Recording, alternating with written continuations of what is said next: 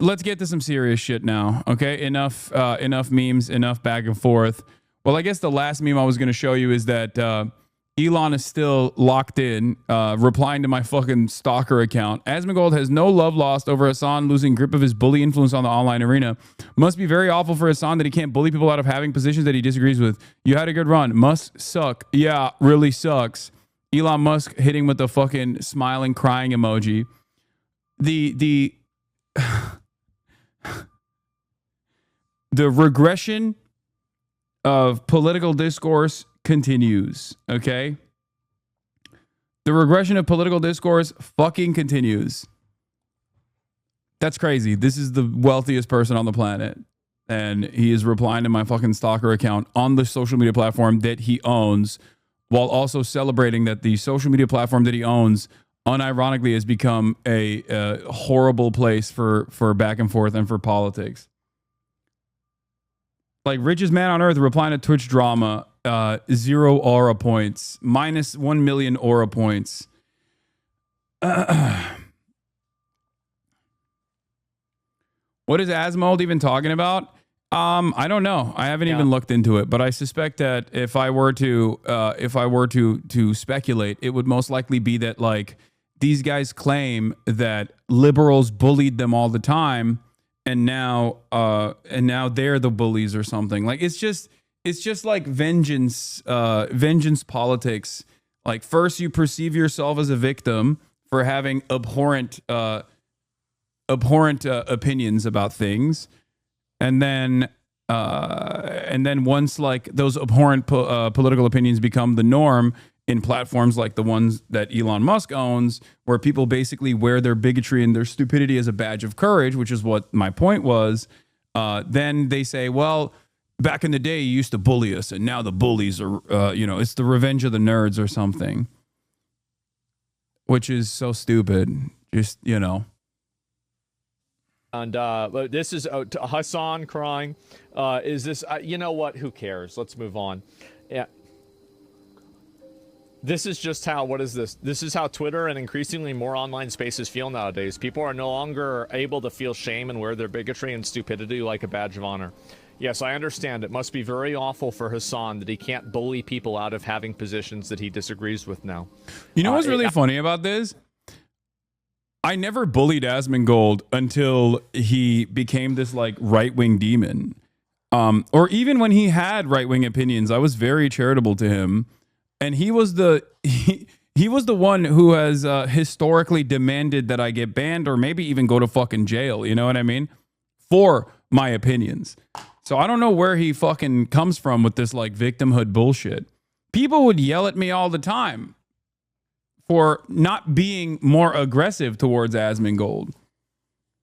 Like, I was incredibly fucking charitable to Asmongold, far more than he deserved, really, and far more than he's ever demonstrated towards me after becoming a prominent right-wing political commentator.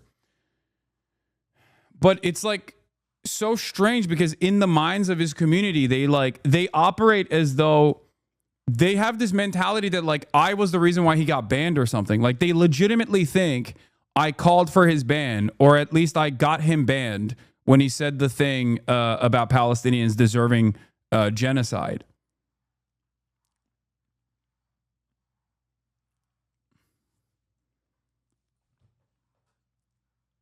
His heart is not in this shit. You can hear it in his voice. He had to read through your tweet and then come up with an on-the-spot anti-Hasan take for the content. He's just going through the motions. Yeah, I mean,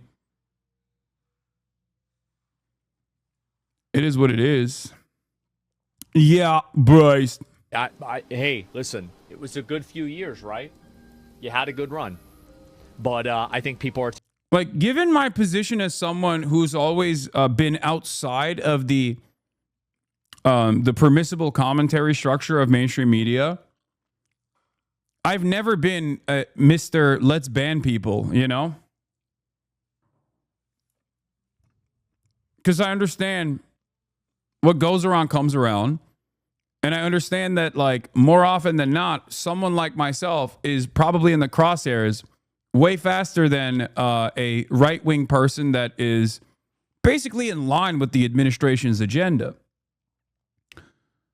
So that is part of the reason why I've always been very careful talking about like deplatforming, where I do think that like there is validity to deplatforming certain ideas. Okay. Not allowing certain ideas to fester is I think good for discourse in general. It's better for speech. It's better for free speech. Like there are boundaries around like what you can and can't say, and there are understandable, reasonable boundaries, even in the United States of America, around what you can and can't say, even on private platforms. And I think like what has happened to Twitter is a perfect demonstration of like why those safeguards must exist for speech to thrive in general.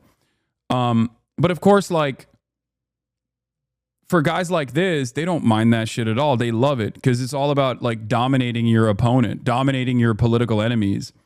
And if you don't actually have good reason to dominate your political enemies, something that Asmongold used to say all the time was, you know, a lot of people shit on Hasan, but if he's such a bad guy, why are you making stuff up about him, right? Like that's what he used to tell his audience all the time. Like something that he always would say is like, if Hasan is such a bad guy, just say what he's doing that's bad instead of just like making shit up about him to yell about. And now he basically does it himself, or at least leans on it himself, because he got a little taste of that like fuck Hasan juice, right? And he recognized it. He recognized the value that brings to the table, and he kind of dropped it, which is, you know, it is what it is. What are you gonna do? I genuinely cannot comprehend how or why other streamers continue to collab with this man on camera. The shit he says is so fucking disgusting. One, people are worried about getting ass blasted by his legion of mass harassers. Okay, that's a big part of the problem. And two, he's one of the top content creators on the platform. Most people look at this as a job. They don't think about, like, with the exception of this community, okay, even Asmongold's community looks at this from the lens of drama. Do you understand? They don't actually think about the political movement that they are a part of. I'm sure that there are people who have genuine political convictions that are inside of Asmongold's community, but a lot of people don't look at politics from that framework. They look at politics as like, yeah, it's just a type of content. Because if you notice, like even my friends, sometimes when they talk about like my job security, other content creators on this platform will say like, Hasan, you have permanent job security because like the content that you're covering is endless. So from their perspective, they think I'm doing this just because this is like a type of content that I can create, and not because like there is genuine political conviction behind what I'm doing. And this is friendly content creators, right? Like they're not even looking at that cynically. They're just like, in their minds, it's like all entertainment. This is just a type of entertainment. So it is what it is.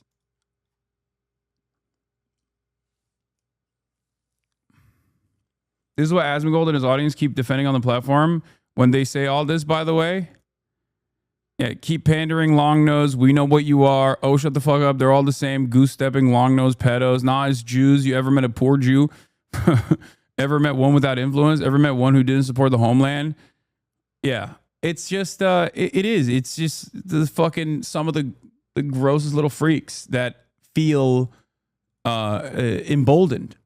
Just like the first Trump administration created this environment where Nazis felt comfortable marching on the fucking streets. When you give these guys an inch, they take a fucking mile, you know? This is their opportunity. This is like something that this is something that they're very excited about. Like, I have never sheltered anyone from what I consider to be what my politics are, right? People will say like, "Oh, you're hiding your power level or whatever," but it's like, no, I'm not. Nazis, on the other hand, used to try and hide their power levels, right? Back in the day. The reason why they have to do that is because there is a difference between the maximalist position on socialism or communism versus a maximalist position on Nazi ideology. the final solution is the maximalist position on Nazi ideology, the eradication or ethnic cleansing of an entire population on characteristics that they can't change about themselves. Whereas for communism or socialism, there is no such designation. It's an economic organization of society that I have no issue pushing towards, because I ultimately don't. There is nothing shameful about it. There is nothing that contradicts with my values on that front. When you try to describe fascism to an onlooker in simple terms, one, they obviously are taught that it's bad and wrong, but two, it's bad and wrong in the most basic ways. Like, it's bad and wrong in the most basic ways. I think it's different, but you absolutely do the same thing. You even spoke the other day about how you soften your message in the same way when you speak at places like Oxford. Again, it's different, but it's exactly the same. No. Okay? It's not the same at all. Because when someone asks me what my position is, I am not ashamed of it. Like, I'm not hiding my position at all. I don't think you understand the difference. A Nazi will deny being a Nazi. I do not deny being a socialist. I have no issue being called a socialist. I don't even have an issue being called a communist. A Nazi, on the other hand, for understandable reasons, is going to try to shelter you, try to hide the truth about their actual political convictions.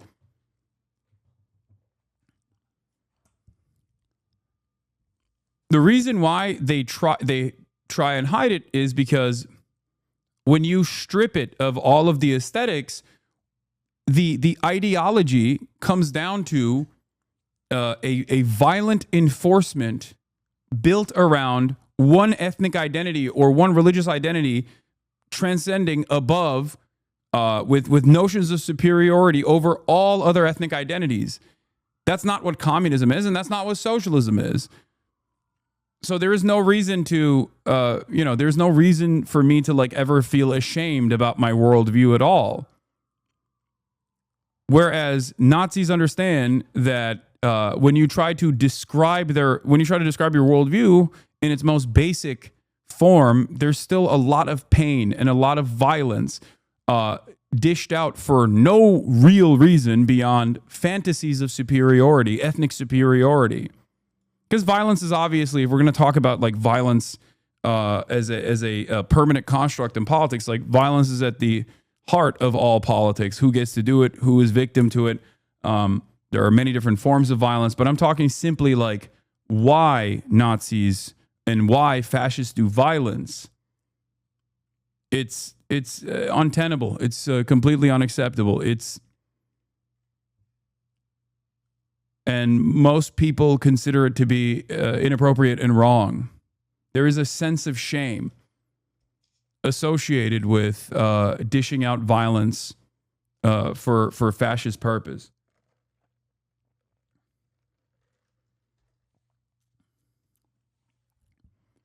So yeah, hiding power level is blatant deception. It's not the same as being tactful with the wording while still being honest. Exactly. Like, you will never catch me stand down or shit on trans people. You know what I mean? You just because like the audience I'm talking to is transphobic. Like, that's not going to happen. You will never catch me. You will never catch me like shitting on black people or brown people or anything like that, because the audience is not receptive to that kind of language. Like, that's not. My principles remain the same, even if my messaging is more tactful.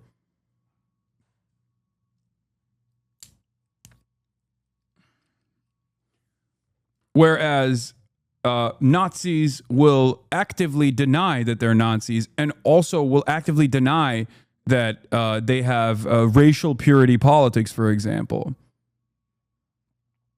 Does that make sense? Now, that is also changing, though. That's also changing because people are feeling a lot more comfortable about openly stating their fascist desires. As opposed, armed resistance is seen as morally just against a belligerent colonizer on the talks of shameful violence.